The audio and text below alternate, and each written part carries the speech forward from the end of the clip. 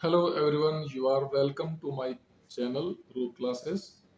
हम पढ़ रहे थे 11th क्लास की केमिस्ट्री फर्स्ट चैप्टर रसायन विज्ञान की कुछ मूल अवधारणाएं।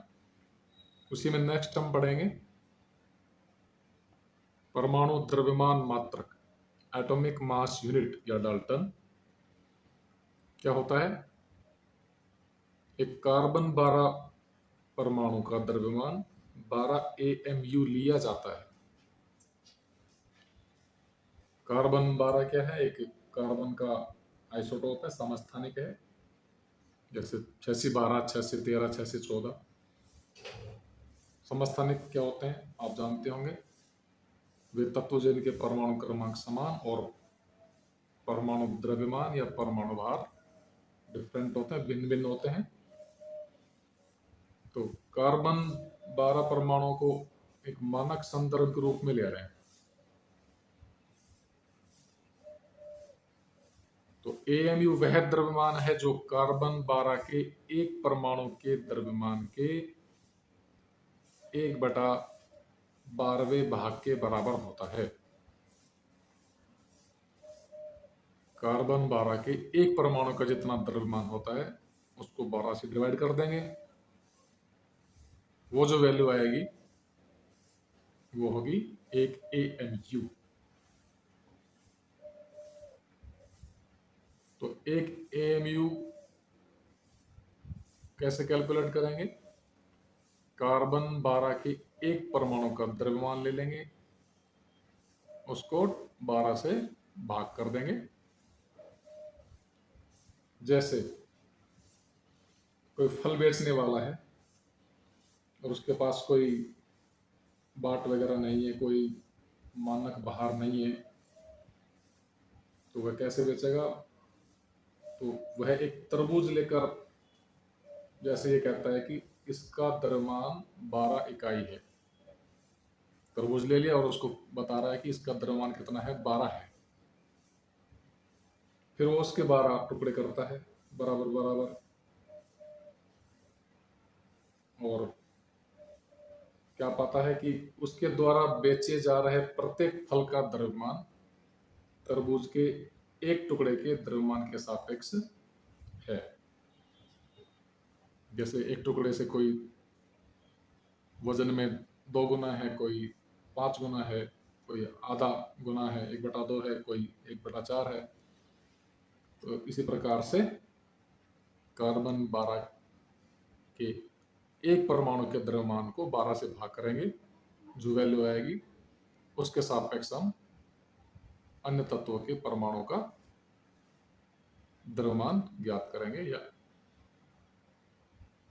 तो कार्बन 12 के एक परमाणु में 12 का कार्बन 12 के एक परमाणु के द्रव्यमान में 12 का भाग देने पर क्या प्राप्त होता है? 1 AMU प्राप्त होता है।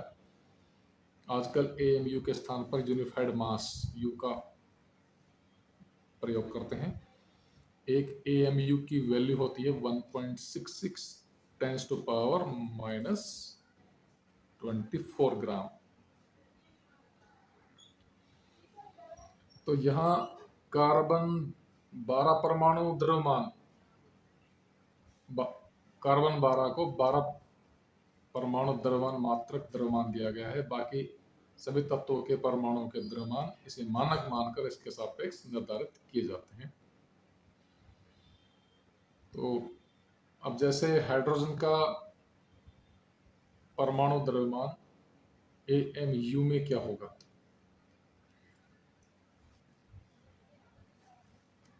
हाइड्रोजन के एक परमाणु का द्रव्यमान ग्राम में होता है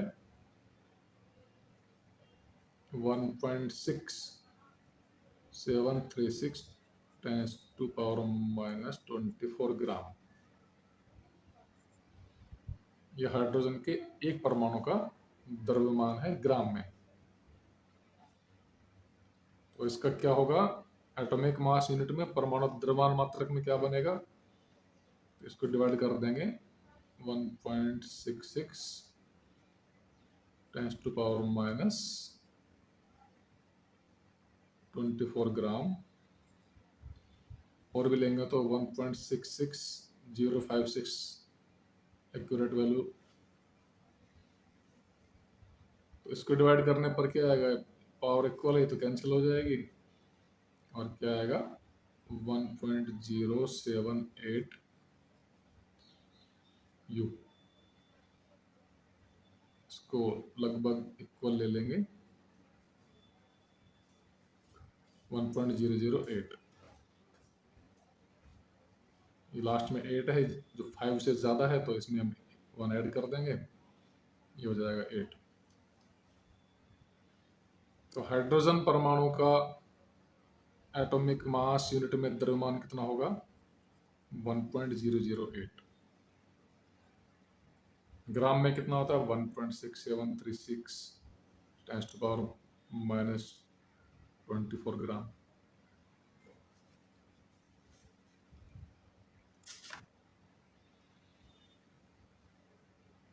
तो ये हमने पढ़ा परमाणु द्रव्यमान मात्रक के बारे में।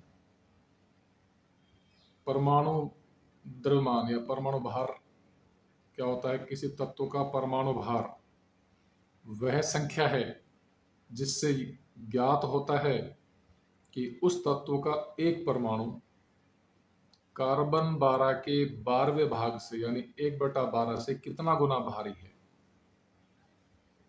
परमाणु भार या परमाणु द्रव्यमान क्या होता है, वह संख्या है, वह संख्या होती है, वह संख्या होता है जिससे ज्ञात होता है कि उस तत्व का एक परमाणु,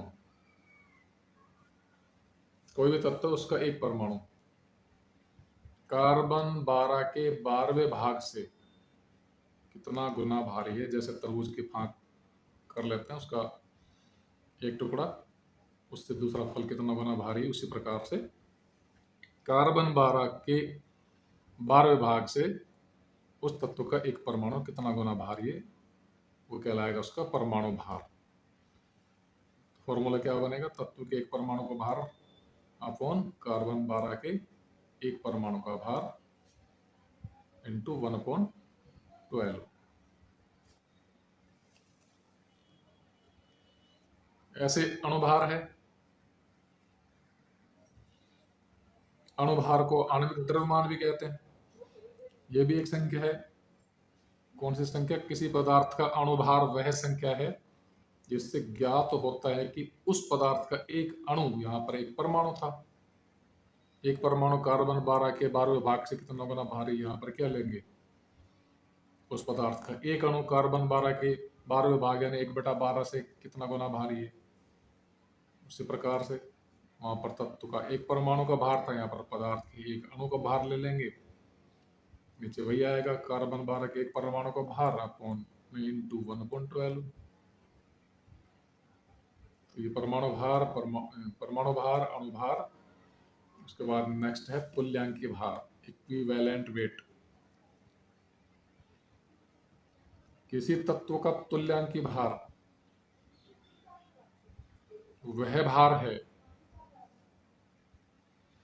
जो हाइड्रोजन के 1.008 या ऑक्सीजन के 8 या क्लोरीन के 35.5 भार से संयुक्त होता है या उनके यौगिकों में से इन भारों को विस्थापित करता है। तो तुल्यांक भार क्या होता है, किसी तत्व का तुल्यांक भार वह भार है जो हाइड्रोजन के 1.008, ऑक्सीजन के 8 या क्लोरीन के 35.5 भार से संयुक्त होता है या उनके यौगिकों में से इन भारों को विस्थापित कर सके या करता है। तो ये हमें फॉर्मूले के जो मॉलिक्यूल कंपाउंड मिलेगा उसमें देखते हैं क्लोरीन है या क्या है, ऑक्सीजन है। एग्जाम्पल H2O में, जल का अणु H2O में हाइड्रोजन का तुल्यांक भार ज्ञात करो। तो जल के फॉर्मूले में हाइड्रोजन के 2 एटम हैं, ऑक्सीजन का 1 एटम है। हाइड्रोजन के एक परमाणु का भार कितना होता है 1.008, तो 2 का कितना हो जाएगा, डबल कर देंगे 2.016। ऑक्सीजन के एक एटम का परमाणु भार कितना होता है? 16 होता है। तो किसका पूछा? हाइड्रोजन का पूछा है। तो हाइड्रोजन का तुल्यांक भार क्या होगा? यहाँ पर फॉर्मूले में ऑक्सीजन हमारे पास है, तो ये देखना है कि हाइड्रोजन का वह भार जो ऑक्सीजन के 8 से जुड़ता है, संयुक्त होता है। तो यहाँ हाइड्रोजन का 2.016 ये संयुक्त होता है ऑक्सीजन के 16 से। हमें किससे चाहिए? 8 से। जो 8 से संयुक्त होगा वो होगा इक्विवेलेंट वेट, तुल्यांक भार। तो ऑक्सीजन के 16 भार से संयुक्त होता है हाइड्रोजन का 2.016 भार या 2.016, 2.016। तो ऑक्सीजन के एक भार से संयुक्त कितना होगा हाइड्रोजन का?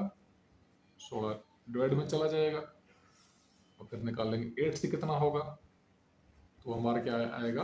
तुल्यांकी भार आ जाएगा।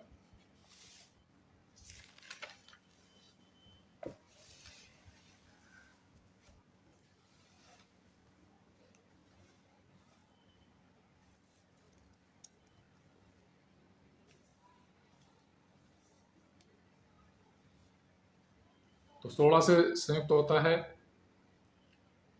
हाइड्रोजन का 2.016 वेट। 1 से कितना होगा? 16 डिवाइड में चला गया, भाग में आएगा। हमें क्या चाहिए? 8 से कितना होता है? मल्टीपल होगा 8, सोल्व करेंगे तो कितना आएगा? 1.008। तो जल के अणु में हाइड्रोजन का तुल्यांक भार कितना हुआ? 1.008 हुआ। उसके बाद है मोल कंसेप्ट, मोल संकल्पना। मोल शब्द विल्हेम ओस्टवाल्ड ने दिया, लैटिन वर्ड है जिसका मीनिंग होता है ढेर। मोल के डेफिनेशन, कार्बन 12, कार्बन 12 आइसोटोप पे क्या लेते हैं? मानक ले रहे हैं रेफरेंस के रूप में, स्टैंडर्ड के रूप में। कार्बन 12 के 12 ग्राम में जितने परमाणु या कण हैं, परमाणु, अणु या कण कुछ भी, कार्बन 12 के 12 ग्राम में जितने कण होते हैं, जितने परमाणु होते हैं, उतने ही परमाणु या कण या अणु पदार्थ की जिस मात्रा में होंगे या होते हैं उसे मोल कहते हैं। ये पदार्थ की मात्रा का मात्रक है या unit of number, unit of numbers, संख्या का मात्रक है। जैसे दर्जन होता है, दर्जन का मीनिंग होता है 12। एक दर्जन केले का मतलब 12 केले, एक दर्जन मोमबत्ती का मतलब 12 मोमबत्ती, एक दर्जन कप का मतलब 12 कप। ऐसे ही मोल का मतलब होता है 6.022 इंटू 10⁻23। तो जैसे दर्जन में 12 होते हैं, ऐसे ही एक मोल में कितने होते हैं? 6.022 10⁻23।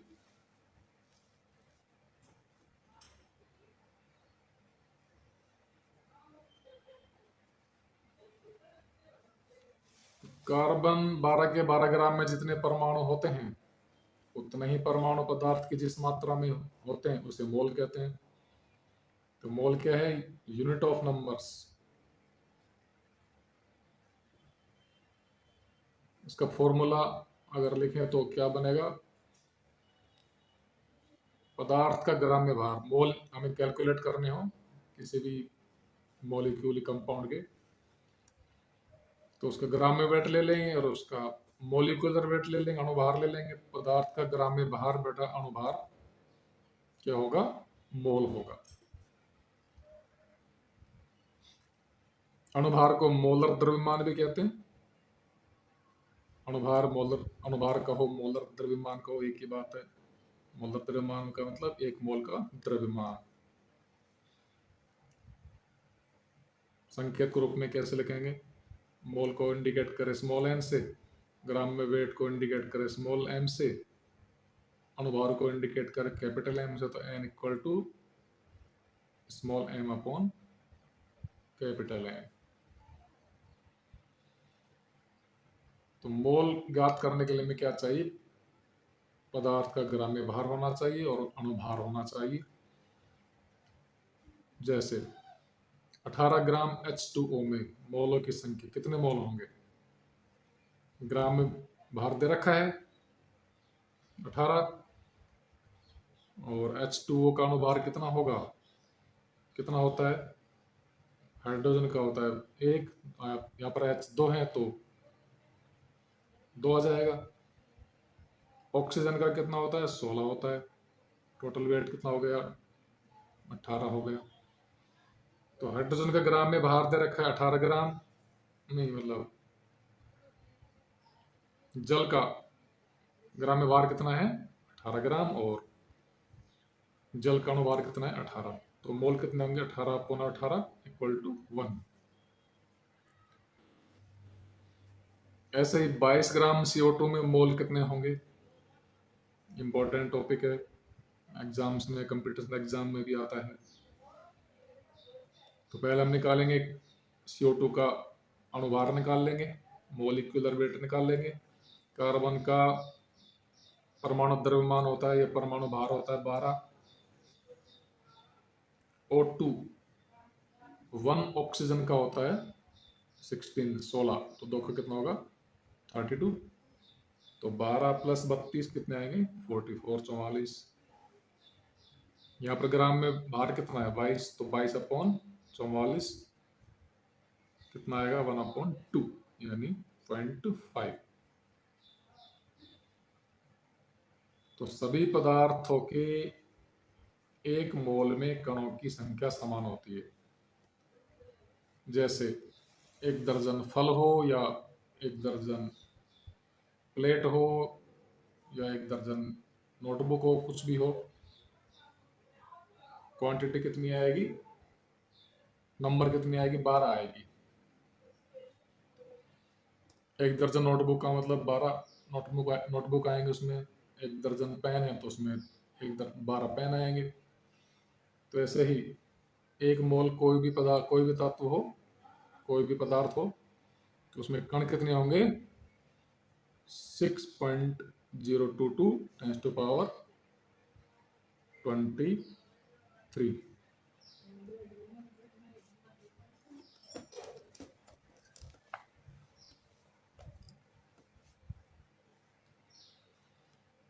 और एक मोल में जितने कण होते हैं उसे कहते हैं अवोगाद्रो संख्या, एवोगैड्रो नंबर। अवोगाद्रो संख्या क्या होती है, पदार्थ के एक मोल में उपस्थित अणुओं की संख्या, कणों की संख्या, परमाणुओं की संख्या को अवोगाद्रो संख्या कहते हैं। इसका मान हम बता चुके हैं बार बार, 6.022 × 10⁻23 होता है।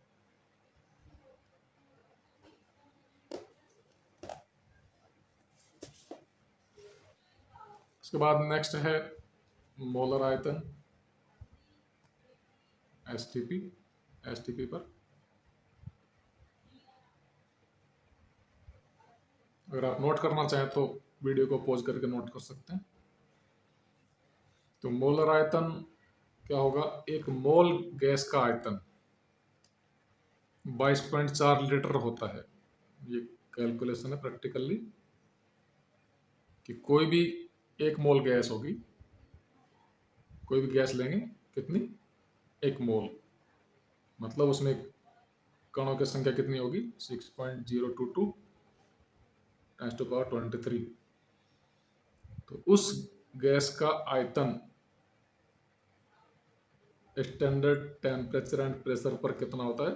22.4 लीटर होता है। इसे मोलर आयतन कहते हैं।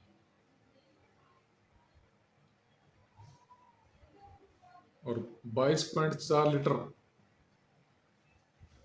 मतलब 1 मोल हुआ। 1 मोल गैस का आयतन है 22.4 लीटर। तो 22.4 लीटर का भार कितना होगा? अणुभार के बराबर होगा। 22.4 लीटर का मतलब क्या हुआ? 1 मोल। तो 1 मोल का भार अणुभार के बराबर होता है। ग्राम में भार जब अणुभार के बराबर होता है तभी तो 1 मोल आता है। तो 22.4 लीटर यानी 1 मोल का भार किसके बराबर होगा? अणुभार के बराबर होगा। तो ये था मोल, अवोगाद्रो संख्या और मोलर आयतन। इंपॉर्टेंट चीज है।